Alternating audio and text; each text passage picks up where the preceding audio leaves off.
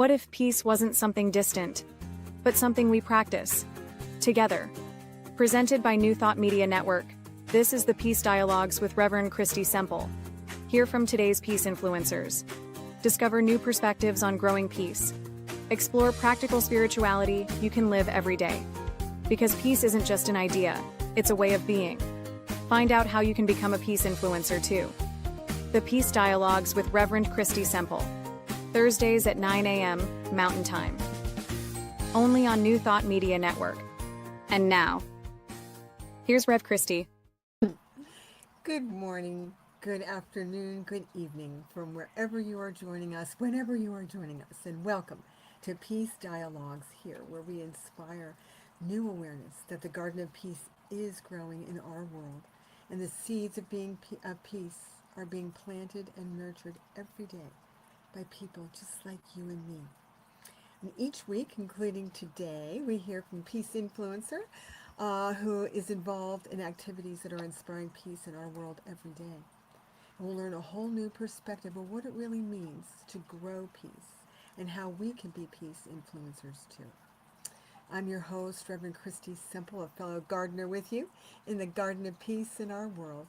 We're going to have a peace dialogue here that will open us up to have new eyes to see that peace really is happening right here and right now. And so I am so pleased, so grateful to be welcoming guest Colleen Wilkinson. Join me in welcoming Colleen Wilkinson, RScP. Thank you. And a religious science practitioner. And thank you, Colleen, for joining us. And we have a lot of rich dialogue coming up here. I'm going to share some background about Colleen, and then that will be the start. We'll expand on these ideas. She's got a fascinating background and experiences related to nurturing peace, and she is a licensed spiritual practitioner with Centers for Spiritual Living, a writer, and a longtime student of New Thought and the science of mind. And Colleen's work explores the relationship between consciousness and lived experience, particularly how the ways we see, understand, and respond to one another can deepen division or create possibilities for connection. And we'll be talking more about that. And for nearly 4 years as a volunteer, Colleen has co-facilitated a weekly spiritual living program at a Minnesota correctional facility, creating space for conversation around personal responsibility, forgiveness, compassion, gratitude, and our shared humanity. And we'll be talking about that certainly. And she also serves with the New Thought Ministry of Prayer here on the New Thought Media Network, where she regularly leads affirmative prayer broadcasts. And I on the prayer team with her, and I love listening. I invite you to listen to her prayers, to tune in. Each day we have live affirmative prayer. It's a quick commercial here, isn't it? 8:15 a.m. and 8:15 p.m. Mountain Time. So at the heart of Colleen's work is a belief that peace is not simply the absence of conflict, but a practice, one that asks us to remain curious, recognize one another's humanity, and become conscious of what we ourselves bring into the room. There's so much there that I wanted to share all of that, because it really leads us into a beautiful dialogue here. And again, thank you, Colleen. And there's much that we can start with there, but we were talking before the show, and I like this. This will guide us into dialogue and talk about these things. Tell me about your peace journey. You were talking about, your awareness, and that will be a great way to start. Boy, I had to smile thinking about, myself as a peace influencer. Mm-hmm. But when I was young, of course, I had the idea of peace, as simply an absence of war or an absence of conflict. It was a very global idea. We didn't really talk about personal peace at home, that sort of thing. But then, growing up in modern society, I did, I encountered so many things that I really liked in my own, I was raised in the Catholic Church, and It was after Vatican II in the early 70s. And, there was really an emphasis on social justice and peace and sort of that personal peace coming from within. And I love the biblical concept of shalom, which is, it includes wholeness. I am not Jewish and have never practiced Judaism, so I hope I'm not, making this all wrong, but it includes wholeness and harmony, and it emphasizes well-being for all, and especially right relationship. And that's kind of a buzzword that we use a lot today, or we hear a lot today, right relationship. And I love that it really calls into our presence of mind the idea of the quality of our relationships with one another. I think it is the foundation for peace within and peace between and peace, throughout the world. Oh, I'm so glad that you mentioned that. And then sharing that idea of shalom and the richness of that. Yeah. And that is an idea for all of us to be inspired by. Yes. It's a word that we have heard, and whether we practice Judaism, the beautiful, teaching of Judaism or not, there's something there for all of us. And That's I'm glad right. that you shared that. Oh, well, it's inspiring. It was inspiring to me. I think, beyond that, thinking about my own peace journey, I have 3 children, and there's a 12-year span in between my oldest child and my youngest child. And at one point, my husband and I used to laugh that there wasn't one phase of child development that we weren't currently experiencing in the house at the same time. It's like potty training and teaching someone to drive, and all these things. Oh my goodness! About that. And this kind of household, that's a weird way to say it, but this kind of household presents struggles that other households might not have. There's really a brighter light on individuality. And as beautiful as that is, that can really reduce peace. Those experiences of everyday life. There you go. Yeah. And we're also a household with 5 neurodivergent people. And sometimes that does not make life very functional, very smooth, very peaceful. And it wasn't really until my 2 youngest, who are closer in age, they're 4 years apart, were in middle and high school. And my husband and I, well, maybe I should say, we did enroll both of the boys in Montessori school at the age of 3. And Montessori education really emphasizes a high quality of ordinary life.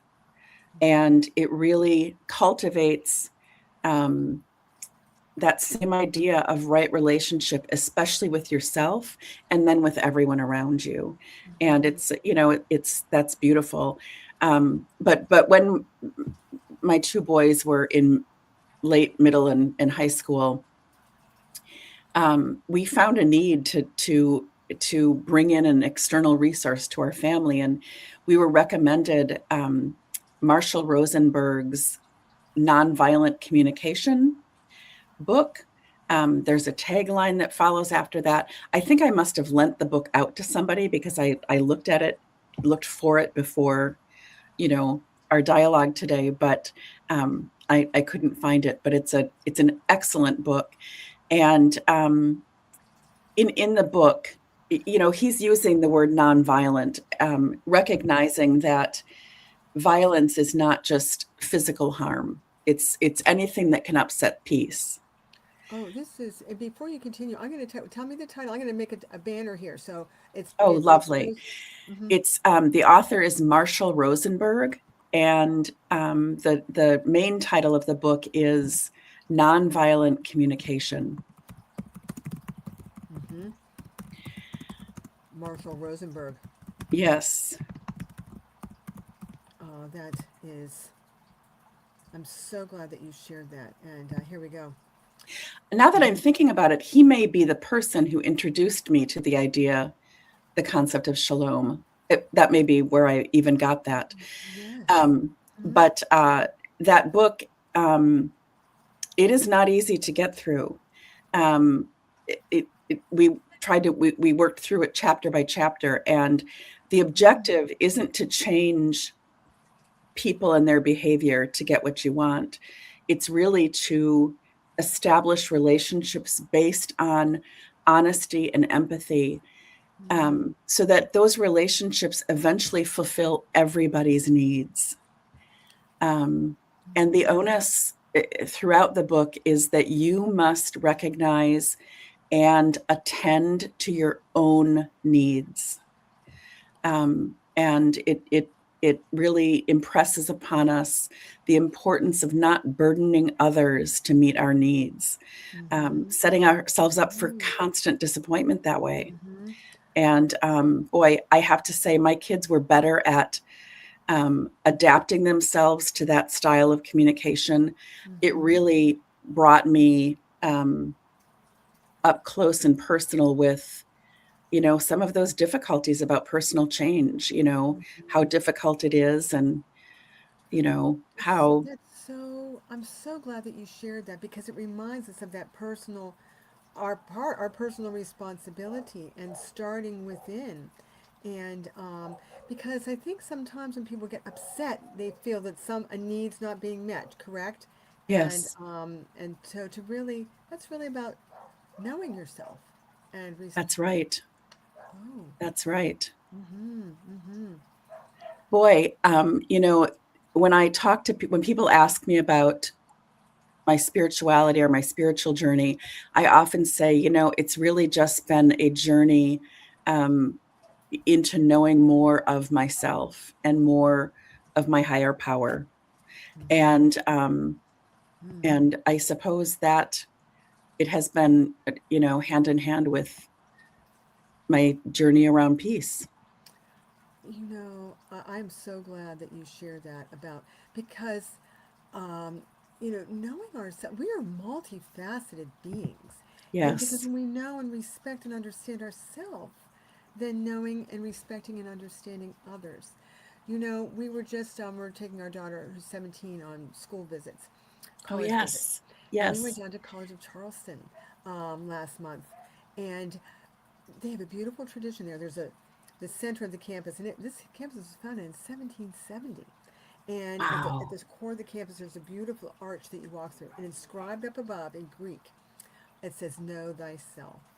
Oh, And a tradition, when you start as a freshman, they walk through the arch, and then when they graduate, then they walk back out.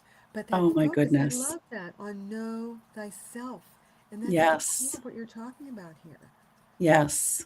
Yes. That's a really great reminder. Know thyself. It's such a succinct way of reminding us of our responsibility Oh, it there. is. And I'm so glad you did this together as a family. This Mm. about this book that you're talking Yeah. about. Yeah. That because that gives you something that you can all share and talk about. And what a wonderful Yeah. bonding experience. Oh, and oh my goodness, how you're helping with all of you. And then as your children go out into the world, to have that. Yeah. Um, See you were talking about peace influencer earlier. See, that's being, we're influencing peace by Hmm. you're sowing and nurturing these seeds. Because we think of influencers, today that are Yeah. doing all kinds of really highly visible things, but that's what we want to talk about in this peace influencer. It's these kind of Yeah. activities. And tell us more thing in peace influence about your work at the correctional facility, because that, oh my goodness, that's very powerful. Yeah. Boy, this is one of the most enriching volunteer experiences that I've ever had in my life. And we essentially we it's a a New Thought book study. We choose books that are rooted in New Thought philosophy, which can also be modern authors that don't necessarily affiliate themselves with the New Thought philosophy, but they are otherwise promoting it. But we study usually about a chapter a week in the book study, and we follow a pretty particular agenda. Opening with a centering question, kind of an icebreaker idea, and everybody who attends our spiritual living circle practices. Many people practice different religions. We have predominantly Christian, but we have people who practice Buddhism. We've had people who practice Islam, and actually we've had some a person who follows a more earth-based religion. And our whole premise is that we're going to have conversations around our own personal spirituality without arguing about theology. And I have to tell you that I've been doing this for a little over 4 years, and we have never had, there has been times where people feel stumped by what they're hearing or challenged by what they're hearing, but we have never had a high level of conflict, because right from the beginning, we are prioritizing the respect for everyone in the room. And, we establish that by simply stating it. We are an open environment. This is, a room where there is space and ideas. We can be open at the top, open to new ideas, open to new ways of thinking about things. Oh my goodness. Oh, I mean, that is really, you're capturing some core ideas about peace here. And Yeah.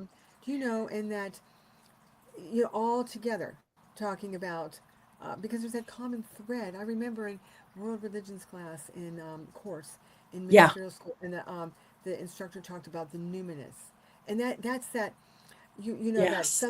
something grand and large, and it's that Yes. common theme to all, and there are different ways of understanding and talking about that, but it's that common thread, and it reminds you of that as you're doing that, and to the respect that goes with that, of Yeah. oneself and of others. What a now are the people who are attending, is it a lot of, do they have someone been with you the whole 4 years, or maybe, I mean, I know there are new people that come and so forth, but Yeah.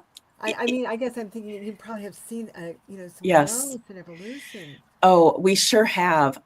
We for about the first 2 years that I attended, the core group was pretty much the same.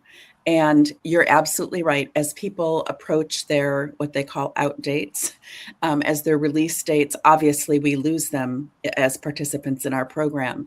And new people come in. This is an open circle, which can be somewhat challenging because somebody might be joining us in the middle of a book, for example. Oh. Mm-hmm. But it is an open circle. It is also not a required circle, but I shouldn't say but, and I think what happens with that is that we're getting people who participate in this circle really who want to be there, who want to experience a transformation in their own life away from disharmony and discord and disobedience and all of those things. And one interesting thing that the people that we see in our circle often say is that the time that they're incarcerated is often a time of great reflection, relief, and peace, because they by virtue of being incarcerated, they can't, be called on to juggle the demands of daily life, and that and that it's always something that people say, that our participants say, I have to find a way to carry this on outside of here.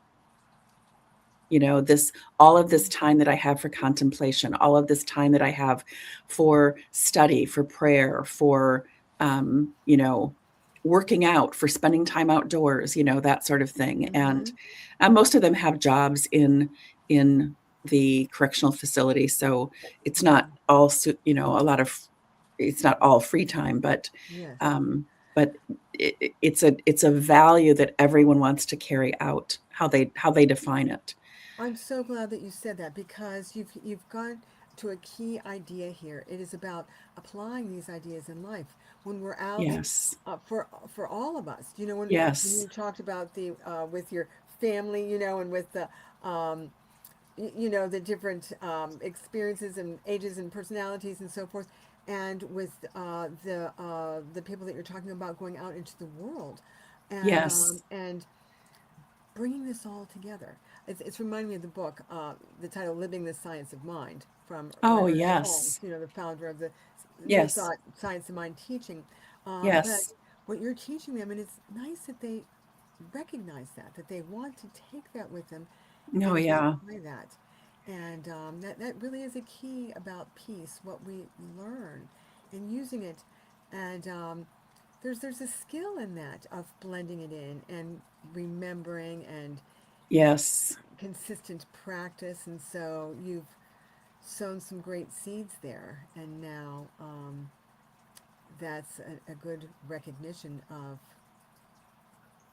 what for all of us, right? Yeah. And I when we have think, it. Oh, I'm sorry. oh, excuse me. I started talking over you. I was thinking about, I think it is especially important for us to really think about this in our own lives, because systemically, societally, especially in the United States, but in most Western cultures, we don't have a really strong orientation to personal peace. And, boy, I think about all of this. It's quite commercialized now, but all of this emphasis on peace in the home, like the magic art of tidying up, that Norwegian and Danish practice of hygge, where the whole emphasis is creating a calm environment so that you can enjoy your everyday life peacefully with the people that you love. And boy, what else out there? There's things like forest bathing, earth shoes. Like, there's all these resources that we can, yoga, Tai Chi, all of these resources that we can use personally to create space in our lives. And it's a little sad that systemically we don't have a better orientation to that.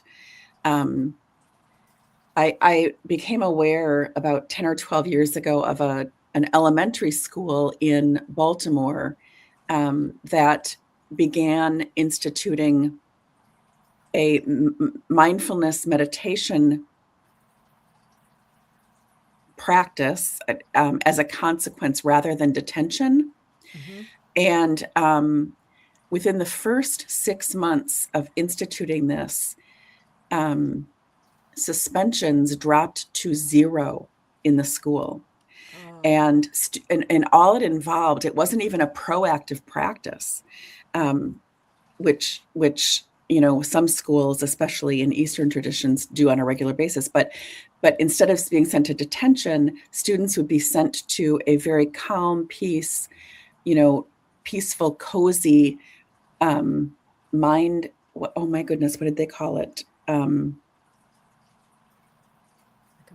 Mind moment room. It does not flow off the tongue, but they called it like a mind moment room. But I think boy, we have experiences like this, and we are so slow to implement them on a larger scale, and that's um, a little frustrating. Oh, that's a very, very good point. And I mean, the difference that that makes. And, Yeah. starting there with the children. And it makes, it reminds them that I'm going to say doable. Do Yes. this. Oh my goodness, look, we can Yes. go. And because that's what we want to be understood. It doesn't have to be overwhelming. And it starts right here. Yes. Um, I'm glad to hear about that. And yes, oh, how wonderful to have that at all schools, right? Oh my gosh. Yes. Plant Yes. those seeds. It reminds me of some of those practices that we hear about in indigenous cultures where when someone makes a mistake in the culture or commits even a grievous offense, um, the the community gathers around that person and then speaks into existence all of the wonderful things about that person, all of the value that that person has brought to each Oh, individual's lives in that mm, community. mm-hmm. And they continue speaking until everyone is exhausted. They don't have anything else to say about the person. And then the person is welcomed back in to the fold, and the community resumes in right relationship.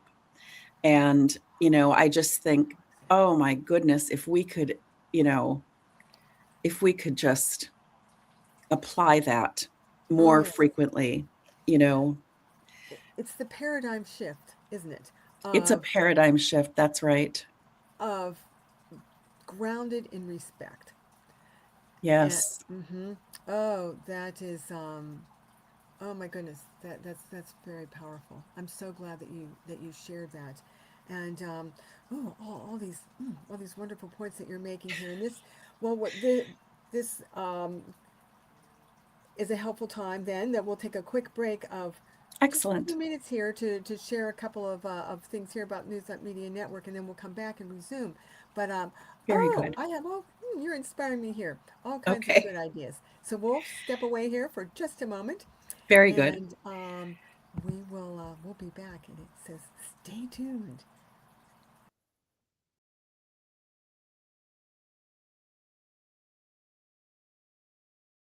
New Thought Media Network proudly presents The Global Heart of Peace's Peace Party. Celebrate the many paths to peace. Explore an exciting life of peace. Embody joyous peace. Come to our weekly Peace Party, Mondays at 5 p.m. Mountain Time. Only on New Thought Media Network. www.ntmedia.org. What if you had a place to return to every day for peace, clarity, and connection? The New Thought Ministry of Prayer offers live morning and evening prayer, along with a growing library you can access anytime. This is a space for reflection, renewal, and real spiritual practice, rooted in the understanding that something greater is already alive within you. You are welcome here. Join us live or watch anytime. The New Thought Ministry of Prayer, part of the New Thought Media Network. Come, take a moment for what matters most.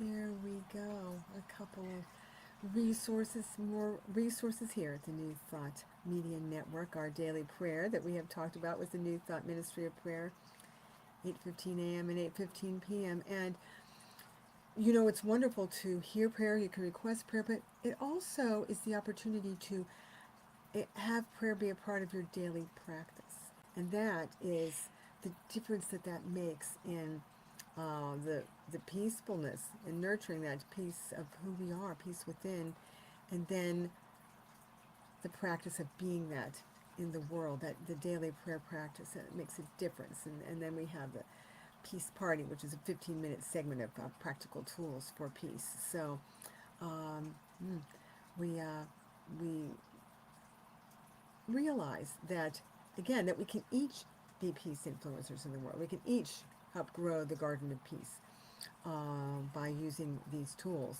And Colleen has shared some, oh my goodness, I love this. The book that you talked about, nonviolent communication in your work in the correctional facility. And so, and as we were talking about prayer here, so if you'd like, talk about your work as a prayer practitioner and your activities related to that and that inspiration of peace. Boy, I have to really echo your sentiments about that regular prayer practice because when I first began practicing affirmative prayer, which is to say, praying affirmatively, I would do it when I was facing a particular challenge or a particular crossroads or something was on my mind that was causing me anxiety, and always helped, always helped.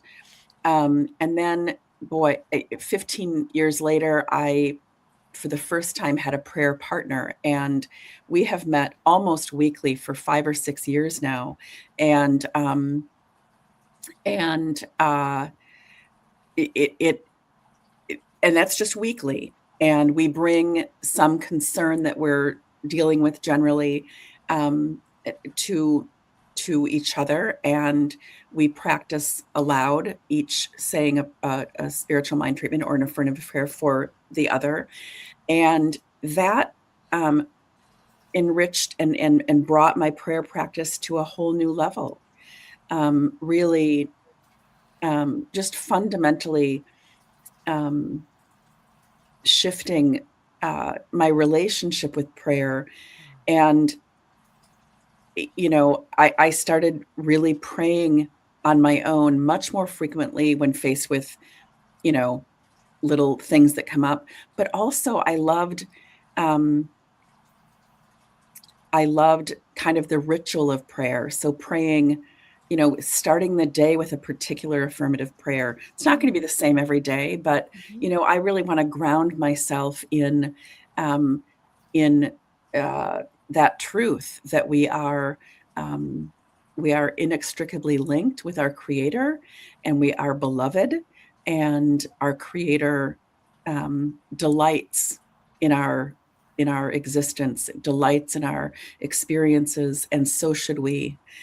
And then, boy, what a gift it's been to be a part of the New Thought Ministry of Prayer, because now I'm thinking about, ideas on a little bit more of a global level, because it isn't often that we have prayer requests come in. And that just, I really feel so tuned in and connected, not only to spirit, but to people that I know and people that I don't even know.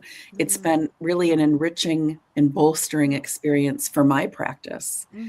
Oh, And, well said. that idea of habit and ritual, I love ritual. I love it. And, but I think about, in modern society, we have just numerous, I think there's 4 or 5 books right now that have been on the New York Times bestseller list over the last, I think since the pandemic, about the beauty of establishing habits in your life so that they become automatic behaviors, that we don't have to spend a lot of mental energy, um, uh, driving our days every day. And, that really appeals to me. Oh, that's so well said. It's so well said, and it relates to peace because it's that Yeah. nurturing of peace within ourselves. And when you practice it regularly, as you said, you have your it's that foundation of remembering who you are, and Yes. aligning with the Yes. infinite intelligence of the universe. And so when the bumps come along, and because if you don't have that and you come, that foundation, you come to a challenge and a crisis, it can I mean, it's helpful certainly to use prayer, Yes. but you already have this um, support um, Yes.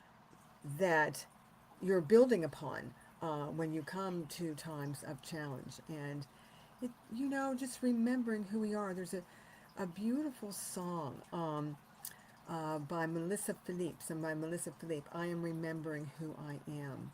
And Oh, oh, it's so, and this is what we're doing. We are remembering who we are, and then we're yes. remembering who everyone is, really, the Yes. expression of the Yeah. one life. And oh my goodness, the difference it makes in peace, because there is a lot happening around us here and out into the world. And so when we are supported with this, I'm so glad you mentioned that regular practice. Thank you. Oh, I mean, it's, yeah, I love that it sort of shapes my day, Mm, and it, it really helps to build meaning in my life, in mm-hmm, seemingly ordinary ways. mm-hmm, Um, mm-hmm, mm-hmm, and that is, I like that kind of space in my life, mm-hmm, mm-hmm. It reminds me of that poem, ooh, um, by William Martin, um, that says something like, "Don't teach your children to live extraordinary lives. Teach Oh, them to live ordinary lives very well." And it goes on to talk mm-hmm, about, I mm-hmm. think, That's good. watching tomatoes grow, or, just building a really strong connection to the Mm-hmm, habits and rituals of our daily life. And mm-hmm. and I have to say that I always feel more at peace when I'm centered on those things, um, as That is opposed very to good. being pulled in several different directions. And Mm-hmm. um, That is very good. And you're reminding about the amazement of life. As you said, watching yes, tomatoes grow. yeah, We have a small garden, and every time I go out there to pick the tomatoes, I appreciate that. The amazement. it There's is just not amazement. long ago that was a flower. Then I Yeah, pollinated, and then that's the amazement of life that is happening yes, all around us every day. And that really noticing that, and that how that does nurture peace within us, and how we yes, look out and see life with more respect. And that yeah, ties into the earth also, which it is a whole, sure I mean, we does. could, that's a whole area of discussion related to peace as well. Honoring the earth that supports and gives to us, and uh, the importance of that as well. But before we finish here, I wanted to make sure, because these are all good things we'll have you come back again so we can talk more about all of these things. But I know Thank that you you. have talked about uh, social justice, and I wanted to invite you to share about that, because you're very dedicated to that, social justice efforts, and the importance of that in relation to peace. Yeah, boy, yeah, that's really baked into my soul. Um, I think, I again grew up in the Catholic Church at a time when they were kind of moving away from the rigors of catechism, and really beginning to teach how to behave in the world, how they felt a strong faith leads us to behave in the world, and how Jesus taught us or modeled for us how to behave in the world. Mm-hmm. And a lot of those things translate into social justice efforts. And I've spent, um, actually, my undergraduate degree, um, at some level, is built on uh, the idea of equity. Um, this is, something that I pursued academically a long time ago, but it it really guided me, to take that the roots of my faith and then move into, you know, behaving that way in my profession. And I worked in mostly anti-poverty agencies, a homeless shelter. I ran an emergency food pantry network in Milwaukee for some time, and those efforts were always. I always led those efforts with the idea of the dignity and respect for the person with whom I am serving, or whom I am serving, and that really, just it became easier and easier as time went on. But yeah, I think matters of social justice, like anti-racism issues. I think about economic inequality and, all sorts of matters about, again, socially. We individually, I think all people really want the highest and best for their neighbors and friends and things like that. But socially, we have a really hard time coming together publicly to enact just policies. And I've, spent a lot of time working, supporting those sorts of things. Well, I'm glad that you shared that. You spent a lot of time working to support those things because you're putting that into action. Yeah. And you touched upon a key point there about putting these ideas. And you mentioned Jesus and whatever understanding or how people understand or practice that. But the important idea is as the great example, the great teacher. All these Yes. examples of putting into practice Yes. these ideas that that sound so beautiful and wonderful, and oh my goodness, and the difference that it makes, and the dignity and the respect. Mm-hmm. That those are some key words there: dignity and respect. Yes. And I'm glad that you shared that. And now, did you say you had done some activities with your family in relation to this out in the community? I don't know if you. Well, I think we have done uh, mostly protesting together. I think that's something that we've done since my oldest, who's now 33, was probably 5 or 6, just showing up as part of a community that wants to make sure that the inherent worth and dignity of every single person is upheld and attended to. And, that's so we did that together. I'm trying to think a little bit. Nothing else is coming to the top of my mind about that. Well, you've got But lots of encouragement and support.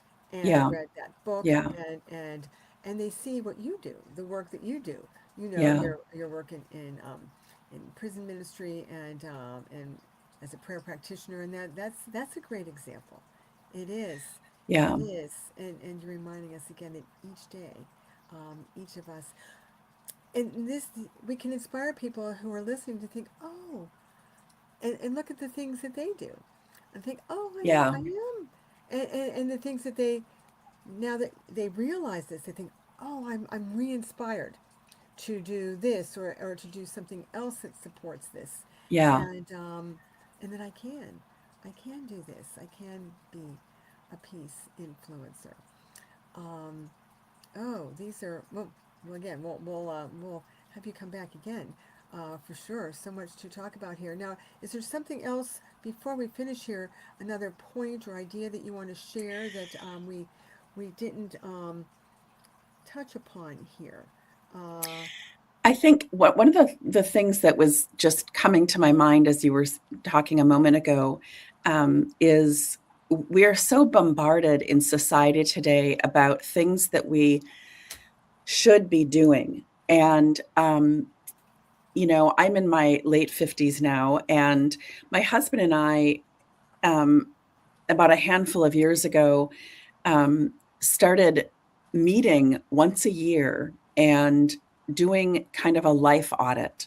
And it used to, early on, it was focusing on what do we want to do? What other things do we want to do? And then I'm going to chalk it up to age and maturity, that it was much more functional for us to take a look at our lives and say, what's not working? What can we take out? And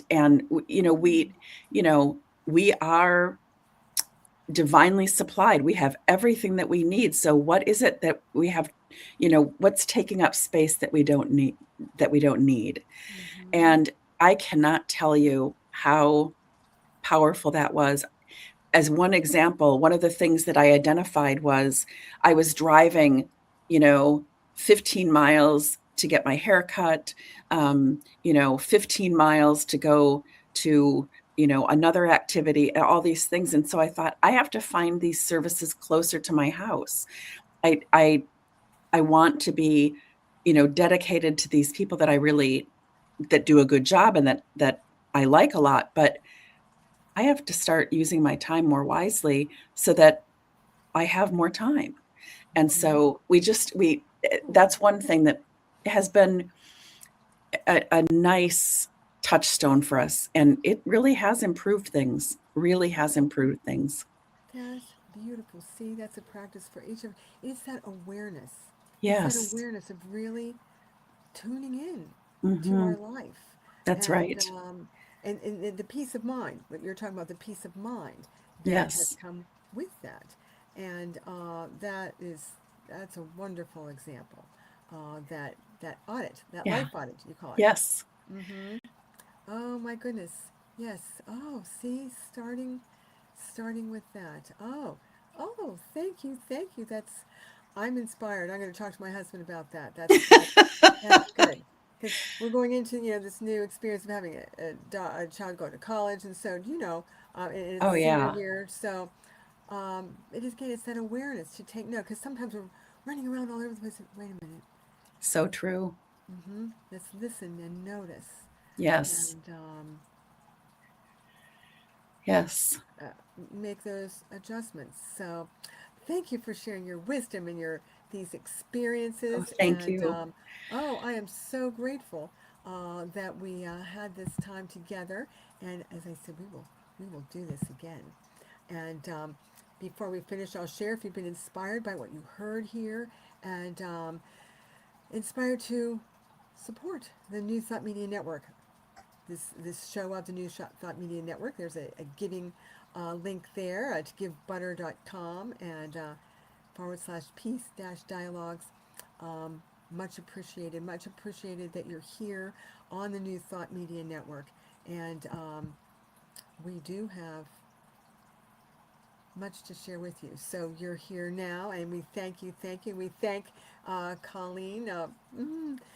Love and thanks to you, and look forward to having you back again. And so until the next time, and do come to the daily prayer, 8:15 a.m. and 8:15 p.m. Mountain Time. New Thought Ministry of Prayer. You'll see each of us on different days, morning and evening. And so, That's right. Mm-hmm. So until the next time, thank you. Thank you very much. Thanks for being here and taking this time to practice peace with us. Join us again next week, Thursdays at 9 a.m. on the New Thought Media Network for another live session. And you can always catch past episodes on our YouTube channel. Until then, sending you waves of peace and blessings. We'll see you next time.